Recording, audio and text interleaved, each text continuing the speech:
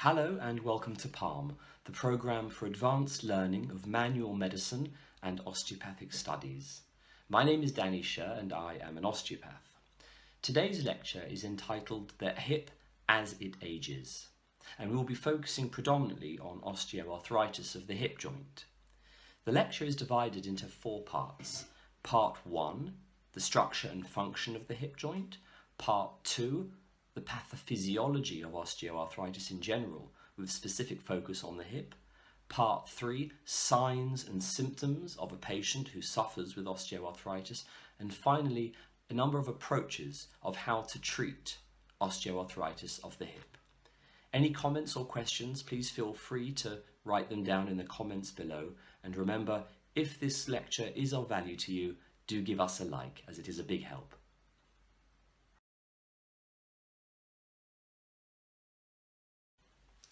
As with most of my lectures, I always like to go back and look a little bit at the evolution of the joint that we are discussing. The reason is by looking back at how the joint has evolved, we tend to notice the weaker parts of the joint. A joint that has evolved through time normally is weak in the parts of the joint that have most recently evolved. When we think about the hip joint, it was once one of 4 joints, one of 4 legs. When man became bipedal, when we stood on 2 legs, the hip joint's function had to change. It wasn't now a joint that simply had to propel the body forward as it did when it was one of 4 legs, but now it had to propel the body forward whilst at the same time carrying the body weight. This is a very new and difficult function, 2 functions that one may consider opposite, as with movement, one generally requires flexibility. With weight bearing, one generally requires stability. And it is this dichotomy that will lead in the long run to some form of wear and tear of the osteoarthritic joint.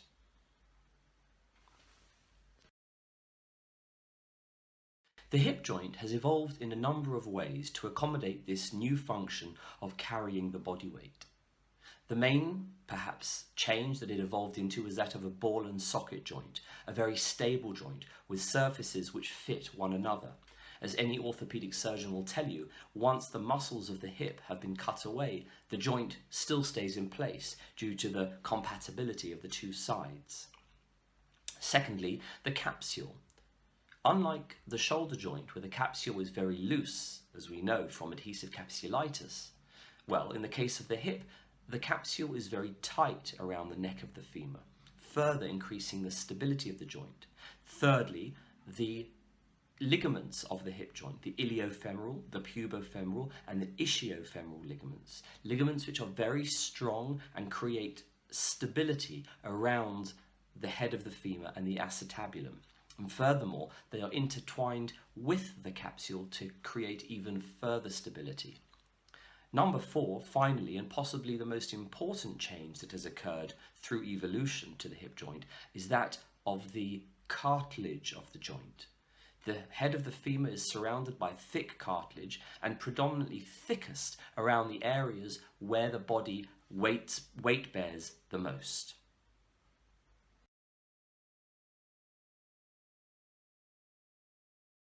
Just to make the point of how structure governs function, an important tenet in osteopathy, let's compare for a minute the shoulder joint with the hip joint. The shoulder joint, which requires flexibility, has an incongruous joint. In other words, a poor congruity between the head of the humerus and the glenoid fossa. Because of this instability, the body maintains a degree of stability through its muscular support. In other words, the rotator cuff, deltoid, biceps, triceps, and various other muscles. It maintains a degree of flexibility also by having a capsule which is very loose and ligaments which don't hold the joint tightly together, unlike the hip, which the body prefers to be a joint which is one of stability and therefore has congruous joints, congruous surfaces. It has tight ligaments, a tight capsule, and a high level of cartilage.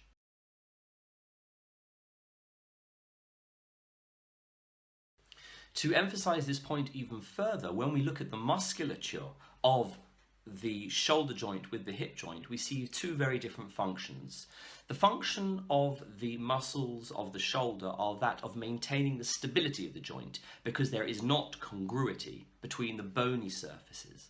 So the muscles of the shoulder have quite a difficult job. They have the job, number one, of maintaining the stability, and whilst at the same time allowing flexibility and movement of the shoulder. As a result, the kind of problems that we normally see in the shoulder are mainly muscular or soft tissue, such as tearing of the rotator cuff, bursitis and tendinitis. We are less likely to see osteoarthritis of the glenohumeral joint. We do see, obviously, osteoarthritis of the acromioclavicular joint, but that's for a different lecture. However, in the case of the hip, the muscles, such as the quadriceps and hamstrings, don't have the function of maintaining the stability of the joint, because that is already achieved through the congruous surfaces of the hip. Rather, they have the function of moving or propelling or decelerating the hip or the body when necessary. The result of this is that we are less likely to find muscular conditions, muscular problems in the hip, but rather more bony or cartilaginous problems of the hip, such as will be discussed further on in the lecture, i.e. osteoarthritis.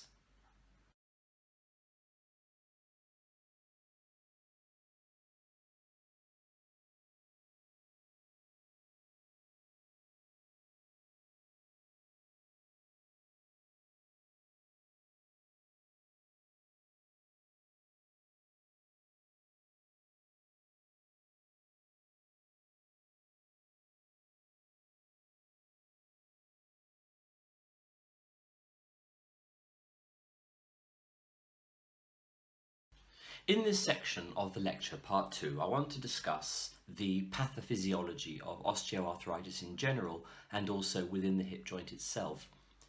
It's very important to understand the pathophysiology of the hip joint as a practitioner for a number of reasons.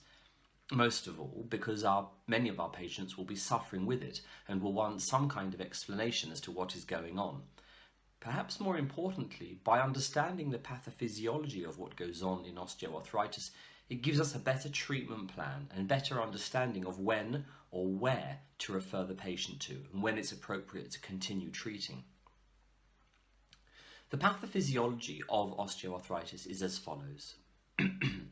Normally, as a result of some kind of trauma or excessive weight bearing onto the cartilage softens. The softening results later in wearing away of the cartilage and eventually the bearing of the bone underneath the cartilage, which eventually also becomes worn away. The body attempts to rebuild the cartilage, or the bone, should I say, anew. However, it doesn't have the wherewithal to build it in a ordered way. In other words, to rebuild it in the way that it once was. The result of this is that the bony formation occurs around the periphery in the form of osteophytic growth around the head of the femur. Another result is that of, obviously, inflammation and within the synovial joint and thickening of the iliofemoral, the pubofemoral and ischiofemoral ligaments. This helps us to understand what we might see in the joint once this has happened.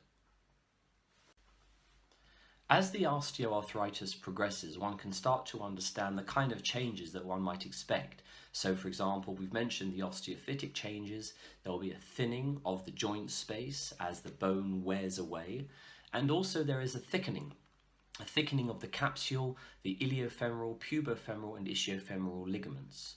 All of this has a major effect on the way that the hip is held, as we'll see later on when we discuss the fixed flexion deformity that is common in people who suffer from osteoarthritis. As practitioners, these changes that I've mentioned have an effect on the way the hip feels, or could I say the quality of the joint. As practitioners, this is information that we can garner more than any other practitioners who don't necessarily feel the joints, who don't necessarily pick up on the movement. And it is this information that we must think about to try and picture what might be going on to the surrounding ligaments, the surrounding capsule and the bony changes when we articulate the joint into circumduction, abduction, internal and external rotation, for example.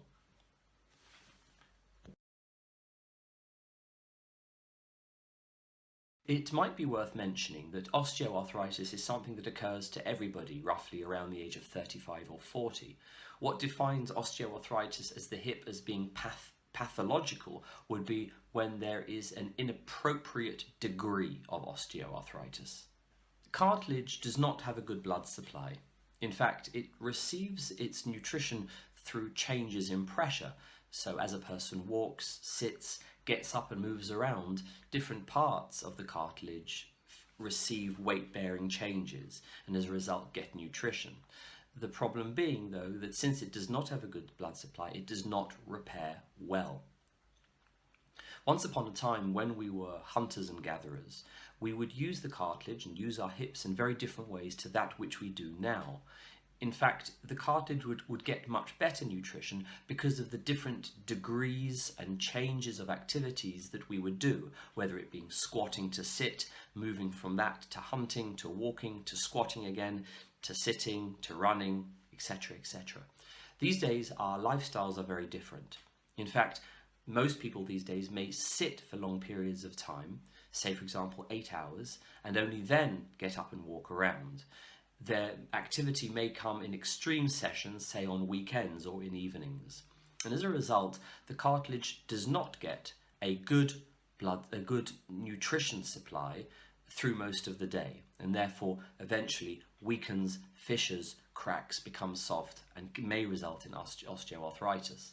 Then we put this excessive load on it on weekends or on holidays where we do extreme sports that may then further compound the problem by putting such extreme weight and usage through the joint.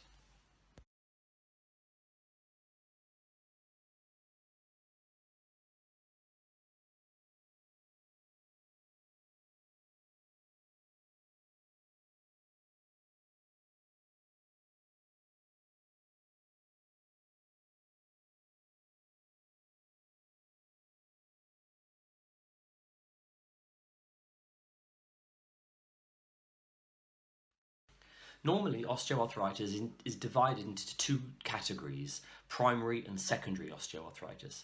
Primary osteoarthritis is one where no known cause is the reason for the osteoarthritis, although many practitioners, especially in the osteopathic world, would probably be able to find some mechanical reason why the patient suffers with primary osteoarthritis. The other kind is the more common kind, secondary osteoarthritis. In other words, the result of some other problem in the body causing the arthritis in the hip. Say, for example, trauma to the knee as a result of a car accident that requires the hip to weight bear more, or weight bear in a way which is not used to, or to suddenly change its function. That may cause excessive weight onto the cartilage, causing softening and osteoarthritis. Another reason might be, for example, a difficult childbirth, where there may be some changes that have occurred in the sacroiliac joint and lumbar spine, which may affect the function of the hips, which may later give osteoarthritis. In other words, at the younger age of childbirth, say for example when a woman is in her 30s, the body was able to accommodate the changes in the sacroiliac joint, but when she reached her 50s or 60s and loses some of her flexibility, that is when the hip may become symptomatic. Finally, any sort of congenital hip problems such as CDH, congenital hip dysplasia, Perthes disease, or slipped femoral epiphysis, all these kind of conditions which affect the hip at an early age may only become symptomatic when the patient reaches between 50 and 60 years old, since the body, whilst young, still has a degree of flexibility and can maintain the movement of the hip by use of other joints in the body, such as the lumbar spine and the knee. But when they lose their flexibility as they get older, that is when the hip may become symptomatic, when the surrounding joints, when the secondary joints are unable to take the extra workload that they once took on.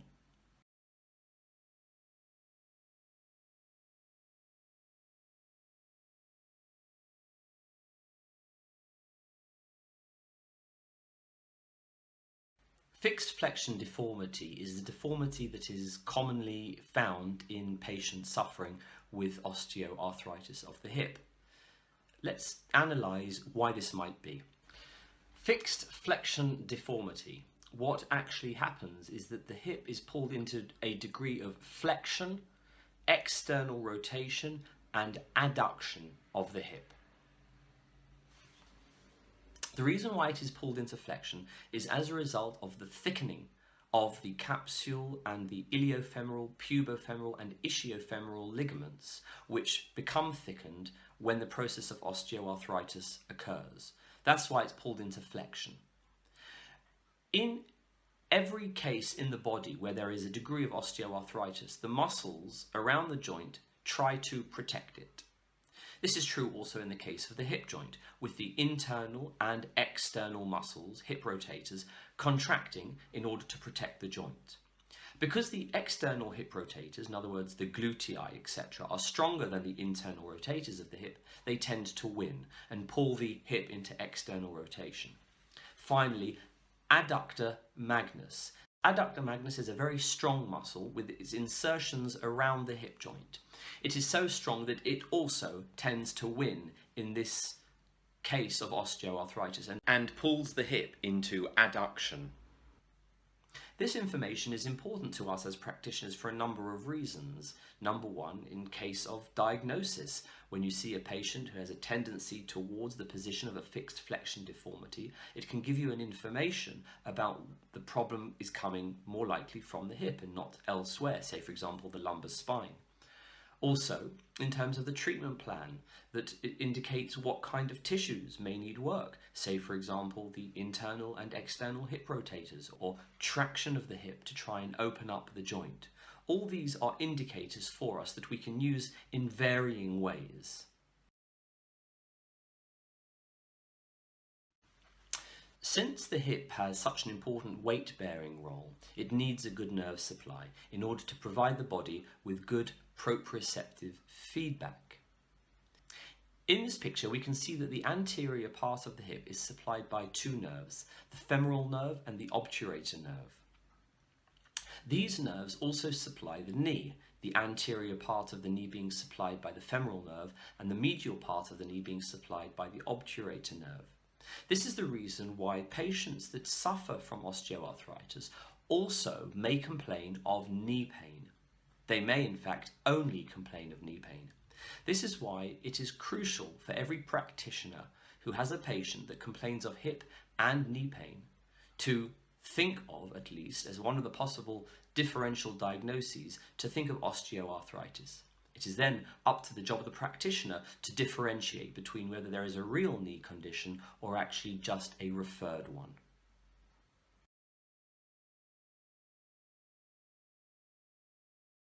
Even though it is unlikely for a manual therapist or an osteopath to be called upon to diagnose osteoarthritis from an X-ray, it is common for patients to bring in either their X-rays or their X-ray reports for us to look at. Therefore, it's important for us to understand what is written so that we can understand what the prognosis might be and also the treatment plan. The common findings on X-rays are as follows: sclerosis around the joint margins, a joint space which has been decreased, osteophytic changes around the joint margins, and also cyst formation on the head of the femur around the acetabulum.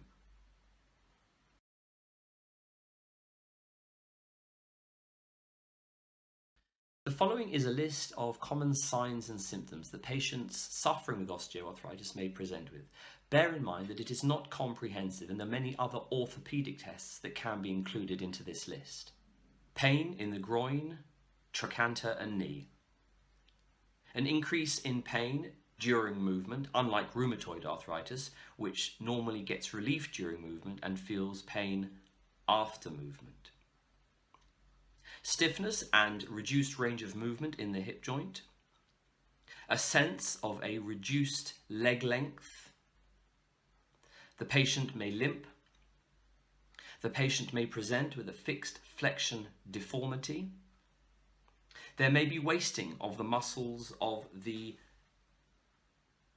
buttock, say for example the glutei, and a common test for this would be the Trendelenburg test. One would also find that Thomas's test is positive.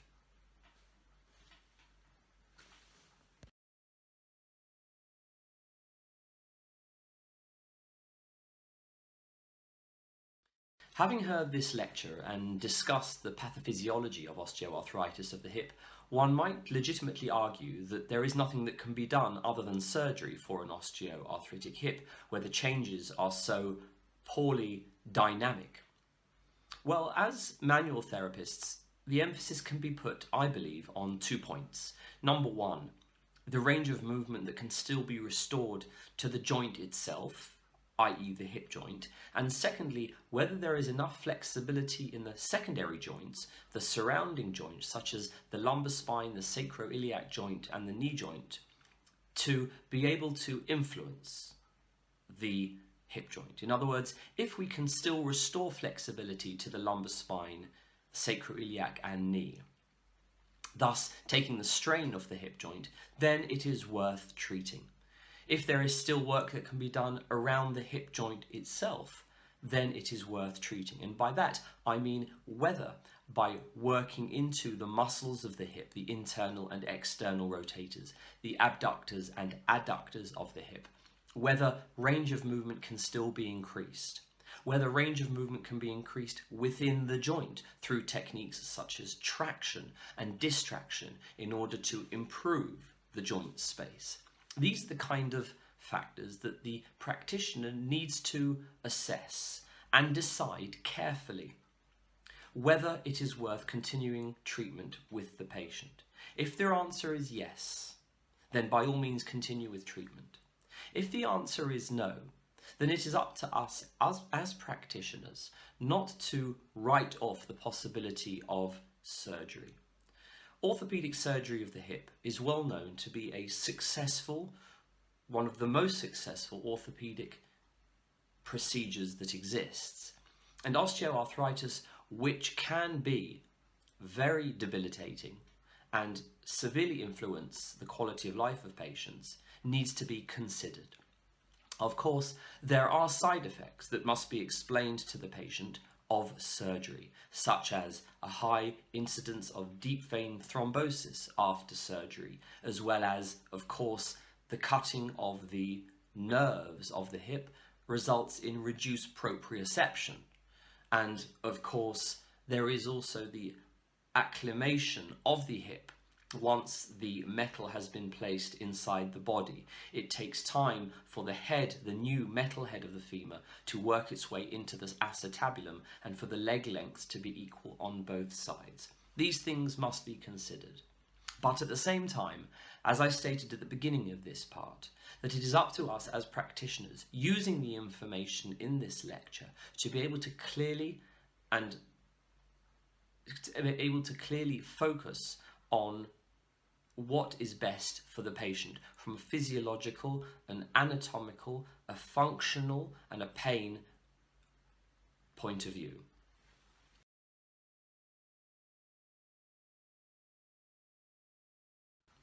I started off talking in this lecture about the function of the hip, the change from being one of 4 limbs to one of 2 limbs, and how the structure and function of the limb, of the leg, of the hip joint had to change.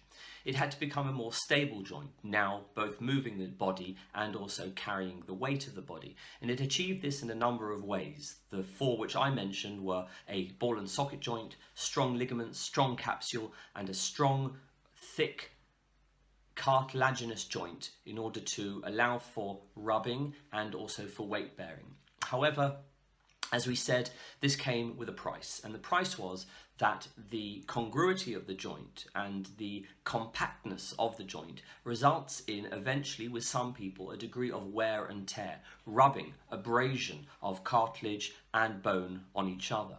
This results in cartilage being worn away, the exposure of bone underneath it becoming painful and inflamed, new bony growth, and changes within the hip, and specifically the fixed flexion deformity that occurs when somebody suffers with osteoarthritis. We spoke a bit about the signs and symptoms that a practitioner needs to look out for when A, diagnosing a hip condition, and B, building a treatment plan for a patient.